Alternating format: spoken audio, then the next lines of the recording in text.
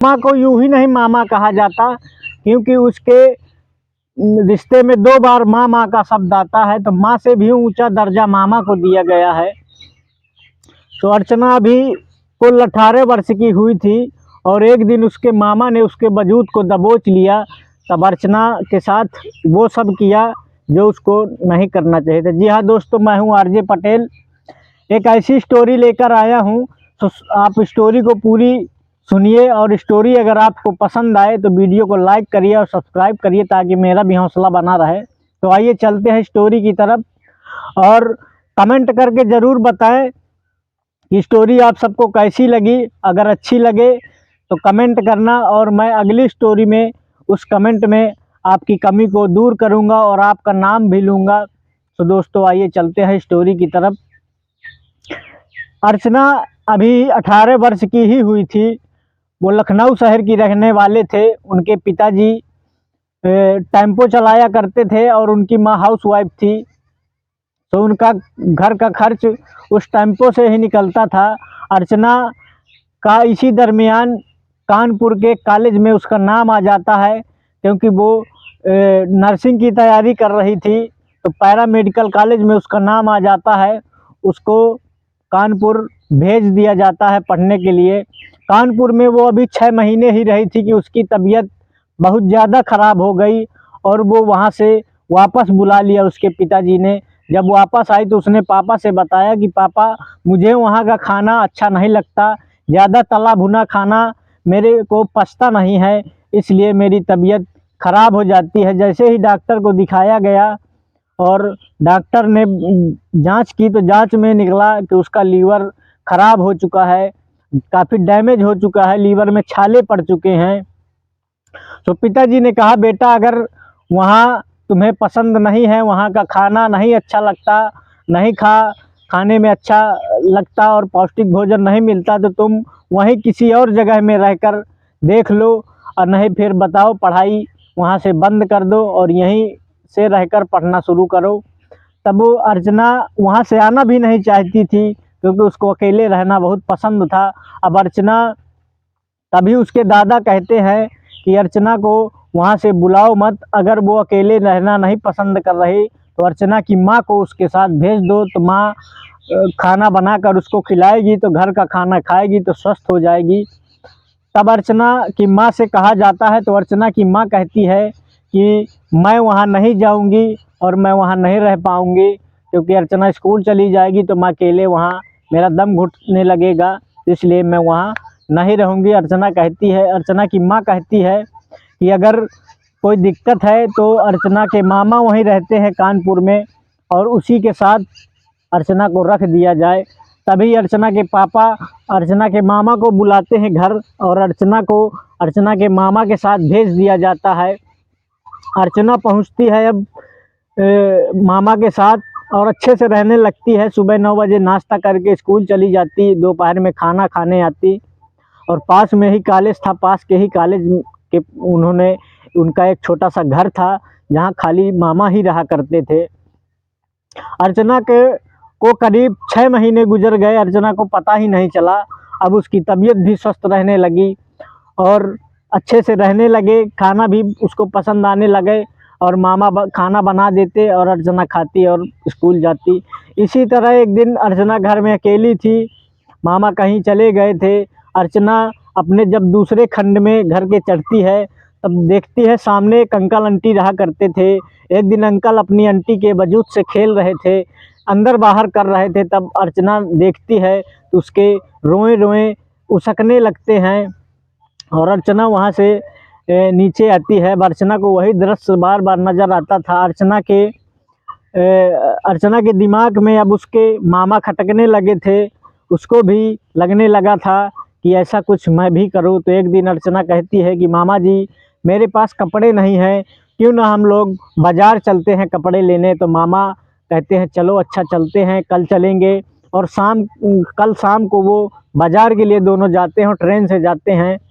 रात हो जाती है, मार्केट में जाते हैं और कपड़े लेते हैं। तभी वहाँ मामा भी अपनी शॉपिंग कर लेते हैं, जो उनको लेना था ज़रूरत का सामान।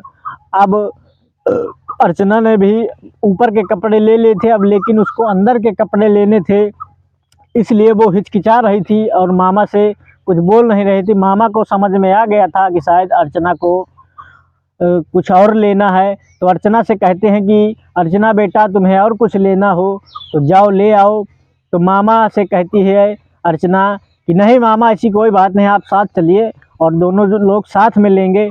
तो अर्चना जैसे ही ऐसे कहती है तो मामा अर्चना के पास जाते हैं, तो अर्चना डर जाती है कि शायद मामा अब मुझे डांटेंगे, ऐसा मैंने क्यों कह दिया कि साथ में चलते हैं। लेकिन मामा उसको नहीं डांटते हैं और जाते हैं, मामा बाहर खड़े रहते हैं। अर्चना अपना सामान लेकर चली जाती है। अब वापसी के लिए आए तो वो ट्रेन से थे, लेकिन वापसी के लिए अब वो एक बस पकड़ते हैं, क्योंकि उनका कमरा यानी कि घर काफ़ी थोड़ा सा दूर था, 5-6 किलोमीटर दूर था। तो वहाँ से वो मार्केट से बस पकड़ते हैं। उस बस में एक सीट में जो डबल सीट होती है जिसमें 2 ही लोग बैठते थे, रास्ता काफ़ी ख़राब होता है तो दोनों बैठ जाते हैं। और रास्ता ख़राब होने की वजह से बस अगर इधर उधर करवट लेती तो मामा का अचानक से जांघ, अपने आप को संभालते हुए अर्चना की जांघ में वो मामा का हाथ रख जाता है। तब अर्चना के अंदर सनसनी सी पैदा हो जाती है और कुछ कुछ अर्चना को होने लगता है। अब इसी तरह मामा को भी कुछ कुछ होने लगा था अर्चना की बकबकाहट से, और मामा बार बार हाथ लगाने लगे थे, टच करने लगे थे। अब अर्चना से अचानक कहते हैं, अर्चना अचानक से मामा से कहती है कि अर्चना मामा क्या हो गया। तो मामा कहते हैं अर्चना तुम्हारे तो कपड़े फट गए थे। तो मामा से कहती है कि मामा जी इसीलिए तो मैंने आपको बाजार लेकर आई हूँ। अब अर्चना और मामा दोनों घर वापस आते हैं। अर्चना के दिमाग में मामा छाए ही रहा करते थे। अब एक दिन अचानक मामा को सब्जी लेने जाना था और मामा सुबह ही घर से निकल पड़े सब्जी लेने के लिए, मार्केट के लिए। अब अर्चना अकेला देखकर उसका अंदर बाहर करने का मन कर रहा था। तब उसने बाथरूम का दरवाज़ा भी नहीं लगाया, सारे दरवाजे खुले छोड़कर, सारे कपड़े उतार कर वो बाथरूम में गई और नहाने लगी। फव्वारा चलाकर जब नहा रही अर्चना, और वहीं फव्वारे के नीचे बैठकर उसने अंदर बाहर करना शुरू कर दिया। इसी बीच मामा अचानक से आ जाते हैं और जब जैसे ही अंदर बाथरूम में अचानक से सुनते हैं कि कुछ आह की आवाज़ अंदर से आ रही है, तब वो अचानक बाथरूम में घुस कर देखते हैं तो अर्चना वो सब कर रही थी जो उसे नहीं करना चाहिए थे। नंगे बदन पूरे अर्चना बकबकाहट में जल्दी जल्दी उठ खड़ी होती है और जाकर टावल लपेटती है और चुपचाप वहाँ से निकल जाती है। इतने में मामा फिर से वापस हो जाते हैं। मामा इसलिए वापस आए थे क्योंकि उनके पैसे घर पर ही रह गए थे, इसलिए जल्दी से वापस आए थे और चले भी गए पैसे लेकर। अब अर्चना बहुत डरी सहमी सी थी कि उसको ये लग रहा था कि मामा ने ये जो सब देखा है अब मुझे डांटेंगे। तो अर्चना अपना बैग उठाती है और स्कूल के लिए चली जाती है। मामा शाम को जब वापस आते हैं तब अर्चना बैठकर मोबाइल चला रही थी, क्योंकि मामा के यहाँ वाईफाई लगा रहता था तो कभी कभार वो ऑनलाइन पढ़ाई भी कर लिया करती थी। मोबाइल चला रही थी तब मामा आते हैं और पूछते हैं अर्चना कैसी हो तुम। तब अर्चना डरी सहमी सी बैठी होती है कि शायद मामा, बोलती नहीं है एक दो बार। तो अर्चना के पास मामा जाता है और उसके कंधे पर हाथ रख कर कहता है कि अर्चना बेटा मैं कुछ पूछ रहा हूँ तुमसे, कैसी हो तुम। तो अर्चना कहती है मामा सॉरी, उस वक्त के लिए मैं आपसे माफ़ी मांगती हूँ। तो मामा हाथ उसको कंधे पर हाथ जो रखे था उसे हिलाकर कहता है कि नहीं बेटा ये तो सब नॉर्मल चीज़ है, हम तुम शहर के रहने वाले लोग ये सब नॉर्मल समझते हैं, तुमको तो हफ्ते में 2-3 बार ये सब करना चाहिए, क्योंकि इससे मन हल्का होता है और स्ट्रेस ख़त्म होता है, पढ़ाई में मन लगता है। तब अर्चना का जो है दिमाग से वो लोड ख़त्म हो चुका था। जैसे ही मामा के मुंह से ऐसा सुनती है कि मामा को कोई दिक्कत नहीं है। अब एक दिन क्या होता है कि मामा कुछ काम किया करते थे ऑफिस में, जो सरकारी उनकी नौकरी थी उसमें ज़्यादा उनको जाना नहीं पड़ता था। अब अर्चना इतना मामा के सामने खुल चुकी थी कि अर्चना को मामा से अब डर नहीं लगने लगा था। तो एक दिन अर्चना कहती है कि मामा मेरा वो सब करने का आज फिर से मन कर रहा है। शाम का वक्त था और अर्चना मामा के ही सामने शुरू हो जाती है वो सब करना।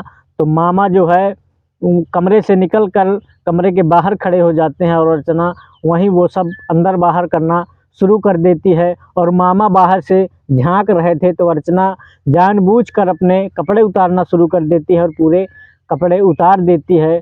अब मामा पूरा सब कुछ देख रहे होते हैं और अर्चना की ही तरफ मुंह करके उसने वो सब करना शुरू कर दिया। मामा की तरफ ही मुंह करके अर्चना ने वो सब करना शुरू कर दिया। मामा देखते रहे लेकिन कुछ बोले नहीं और पास भी नहीं आए। और अर्चना वो सब करके वहीं पर बेइंतहा जैसे उसका पानी निकल जाता है वो सो जाती है। शाम तक सोती है। फिर शाम को मामा चाय बनाकर अर्चना के पास पहुंचते हैं और उसे जगाते हैं। कहते हैं अर्चना चाय पी लो, और तुम ऐसे कैसे चुपचाप सो गई और अभी तक सोती रही। तो अर्चना ने कहा कि मामा मुझे आज बहुत अच्छी नींद आई है। तो मामा ने कहा हाँ, आज तुमने वो सब किया है इसलिए तुम्हें बहुत अच्छी नींद आई होगी, मन हल्का हुआ होगा, अब तुम्हारा पढ़ाई में भी मन लगेगा। तुमको हफ्ते में 2-3 दिन ऐसा करना जायज़ है, कोई नाजायज़ काम नहीं है, माइंड का स्ट्रेस ख़त्म हो जाता है। तब अर्चना और खुल चुकी थी।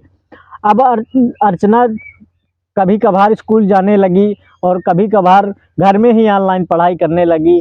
घर में ही अक्सर मामा भी रहा करते थे। तो एक दिन अर्चना कहती है कि मामा क्या आपने उस दिन देखा था, तो अच्छा ये बताइए क्या मेरा साइज छोटा है या बड़ा है। तो मामा कहते हैं कि मुझे मालूम नहीं है अर्चना कि साइज छोटा है या बड़ा है।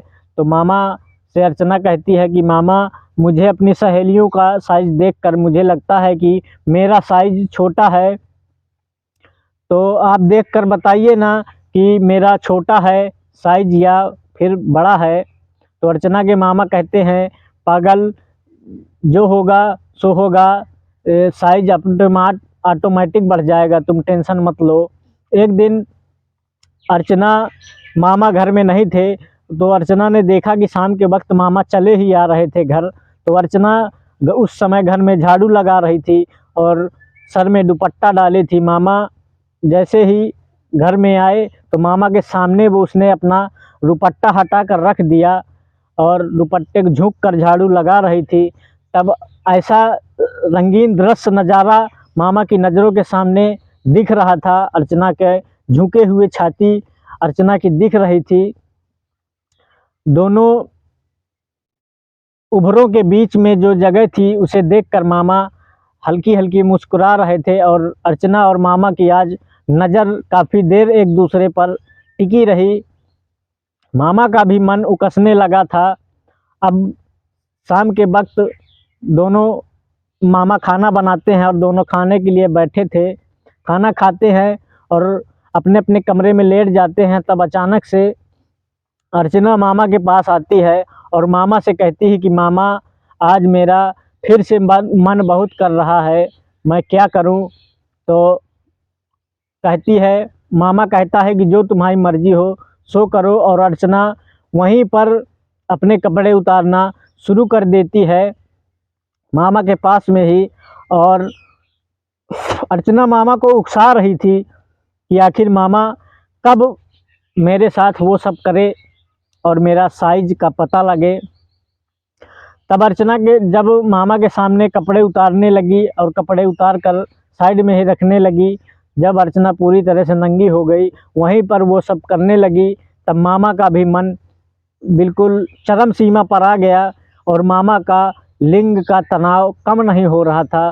तब मामा ने अर्चना को अचानक से उसके वजूदों को दबोच लिया और दबोच कर उसके पूरे बदन को चूमने चाटने लगा। अब अर्चना के शरीर में भी बेइंतहा करंट दौड़ने लगा और दोनों में इतना पावर आ गया कि अर्चना को अपनी तरफ समेट कर उसके अंदर प्रवेश कर दिया। जैसे ही अंदर उसके प्रवेश किया तो अर्चना उफ आ की आवाज़ें निकालने लगी और तब तक उसके मामा उसके अंदर बाहर करते रहे जब तक अर्चना का नल पानी नहीं देने लगा। आज अर्चना को मामा ने तृप्त कर दिया। अर्चना का 10 इंच का सामान जब अर्चना मामा का 10 इंच का सामान जब अर्चना के अंदर बाहर बार बार होता और तो अर्चना को बहुत मज़ा आता। अर्चना को एक बार उल्टा करके अर्चना के पीछे से जब मामा प्रवेश करते तब अर्चना को और आनंद आता। और कभी अर्चना की ऊपर से लेते, कभी नीचे से लेते, कभी आगे से लेता मामा तो कभी पीछे से लेता और कभी कभार उसके मुंह में भी दे देता। अर्चना को बहुत आनंद आया और दोनों ने तब तक वो सब किया जब तक दोनों का पानी निकल नहीं गया। आज अर्चना को बहुत तृप्ति महसूस हो रही थी क्योंकि उसने ये सब ऊपर की खंड में सामने वाले बिल्डिंग में जो अंकल आंटी ये सब करते थे उसने दोनों को अक्सर देखा करती थी। आज अर्चना बहुत खुश हुई और उसका बदन फुर्सत मानने लगा। यह दोस्तों स्टोरी आप सबको कैसी लगी तो वीडियो को लाइक करें, सब्सक्राइब करें ताकि मेरा भी अगले वीडियो का इंतज़ार आप सबको ना करना पड़े। जय हिंद, जय भारत, जय